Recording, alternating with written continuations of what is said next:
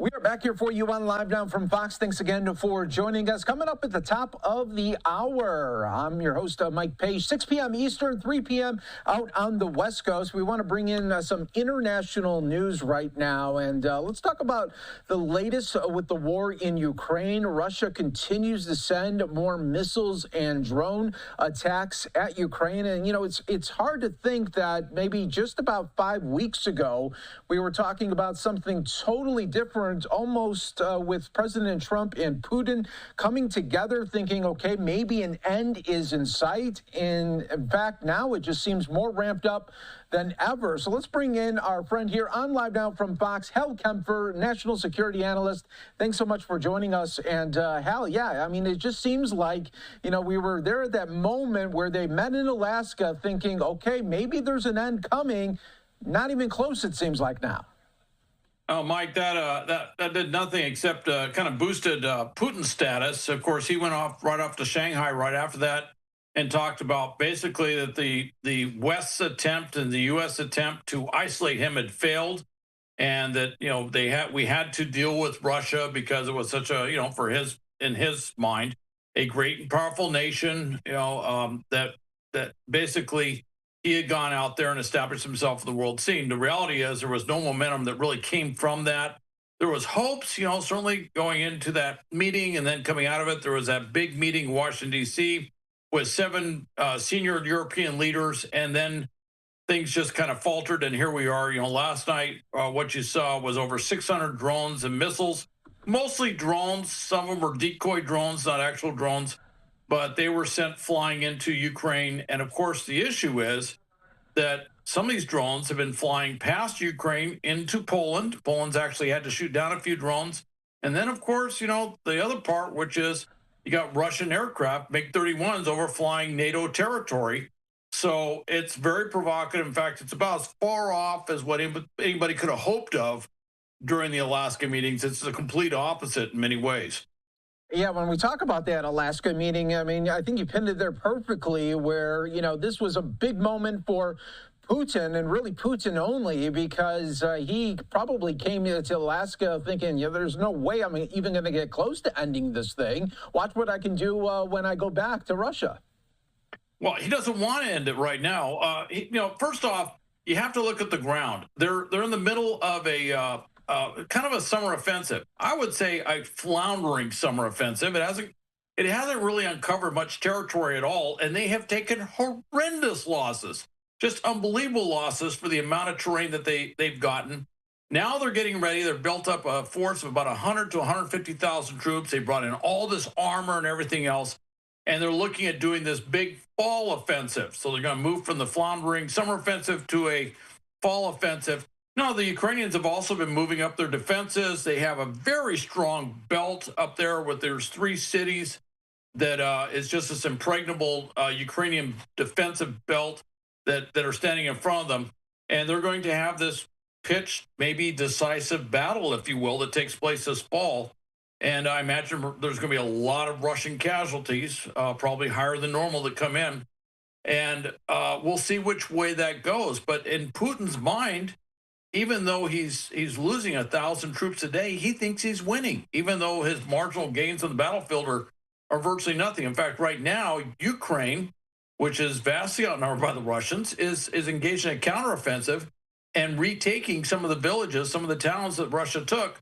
So it's going to be really interesting. But as long as Putin believes he can win, he's going to keep fighting, and we're not going to see any serious movement towards some sort of ceasefire or peace agreement. Now, if Russia loses in the fall, if they are decisively defeated, that could be a big change. And by the way, it may not just be on the battlefield. That could have second, third order effects politically within Moscow, St. Petersburg, and the rest of Russia.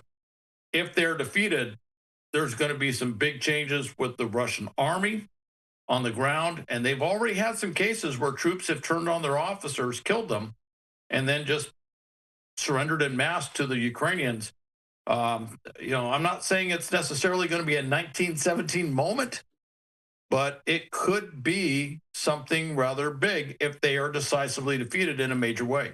And what would that need to look like for Putin to see, okay, this is getting close to a defeat? Well, I mean, what needs to happen for him to realize that?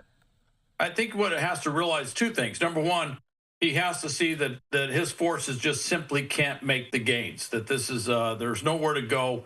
He's already reduced his sovereign wealth fund from 140 billion at the beginning of the war to about 36 billion, I think, right now. And of course, if this continues, where Europe is trying to reduce its dependency on Russian oil and the oil prices drop, if I think the really big thing is if China indicates that they've lost confidence in Russia altogether and they start withholding support and maybe buying less Russian oil, even without the secondary sanctions being imposed, that he might just see this as kind of an empty future. It's just not going to go anywhere. And at that point, he might look at a ceasefire and some longer term agreement. Of course, the big thing for the Ukrainians is they don't want an agreement that's going to simply be a delaying tactic for a third Russian offensive into our third Russian war, if you will, into Ukraine. So they want something that's going to be, sustainable, something that's going to have lasting value, and also something where they have the backing of the Europeans as some sort of force, if you will, some sort of peacekeeping or peace enforcement force to deter the Russians from doing the same thing they've done this time and a time before. Yeah, that's so true, Hal. And I just want to read out a statement that Zelensky put out after the latest wave of attacks from Russia. He says, that is why a strong international response is needed. Ukraine has proven it can defend itself in Europe, but for a reliable shield, we must act together, strengthen air defense, increase weapon supplies, and expand sanctions against Russia's military machine and the sectors that finance it. Every restriction on Russia saves lives. I think everyone who helps and supports us. And Hal, I mean, it seems like it's the same statements always from Zelensky. And I mean, where is the whole coming together part where things are going to make a big change, or we're just going to continue to fight like this? Well, I think everybody's a little war weary. I think the Ukrainians are a little war weary as far as how long this thing has taken. And it does sound like very similar to what's going on. But I do point to the fall. He's saying things are consistent. He's saying, look, let's get the arms in. Let's get everything going now. I should mention that under that Pearl Agreement, as they call it, where the Europeans are buying American arms for shipment into Ukraine. The shipments have begun. They are flowing in there. The first $2 billion worth of arms coming in. These are things like air defense, missiles to go on the HIMARS, things that they definitely need. The other thing that's happening in the background, which is having a huge effect, is long-range drones and their own longer-range cruise missiles, similar to our Tomahawk missiles. It's called Flamingo. They're going to be producing close to 300 of those in October, full production in February. But what they're doing is they're taking out oil production sites all over Russia. They're hitting in and around the major cities. In other words, they're bringing the war home to the Russians, something that they've been trying to increasingly bust through that reality gap, if you will. People in Moscow just weren't feeling the war. Now they're starting to feel the war. In fact, they feel the war because they're lined up around the block trying to buy gas at $9 a gallon. That's to give you an idea of how effective that's been. So that's what they're going to be doing throughout the fall.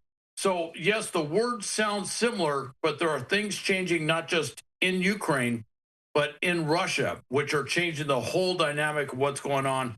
And again, I do point to this, whatever's going to happen in the fall in the Donbass, whatever happens in Donetsk Oblast, if the Russians, if they make a major offensive and they bust through the Ukrainian lines, then I think the war is going to go on for a very long time. If the Ukrainians can decisively defeat that Russian force, and if Russians actually start turning back or fleeing the battlefield, if you will, well, then the war is going to go in a very different way, and I think it'll be a lot shorter. And Hal, when we look at, after the fall, to kind of get a look there of where this is all headed, in the winter months, I mean, is that when things naturally slow down anyway? They tend to. You know, the winter months, first off, it's cold. All right. It's cold. There's snow. It's difficult to move around. With all of that said, Russia actually kicked off its war in February of 2022, and the end of February. But the other reason they did that is, yeah, it's cold, it's miserable, but both sides are used to fighting in cold weather and with snow on the ground. The other thing too is, yeah, there's snow, but the ground is firm. The problem you have, particularly in the spring, is when the snow starts to melt and you start getting spring rains and everything, you get a lot of very difficult terrain, soil, if you will, to maneuver in with certainly wheeled vehicles, but even with tracked vehicles. You know, you get bogged down. There's just a lot of mud out there. You also run into some of that in the fall as well. So, summer offensive works better. Fall offensive, kind of okay. It just depends on the weather. I tell you, at that point, if you're a general, you have your meteorologist right there in front of you saying, okay, what are we looking at? Figure out what's going on.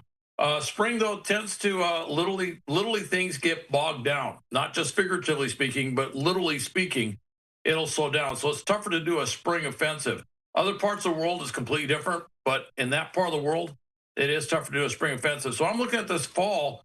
This could be a very big battle. I've been focused on this for some time, for weeks now, a couple of weeks, certainly the last couple of weeks, looking at this, wondering if this could be a big shift. And I've been wondering if there would be, in military theory, there's always talk about the decisive battle. Well, we haven't seen a whole lot of decisive battles come out of this thing. We've seen a lot of trench warfare where they move this way, that way, but not a lot.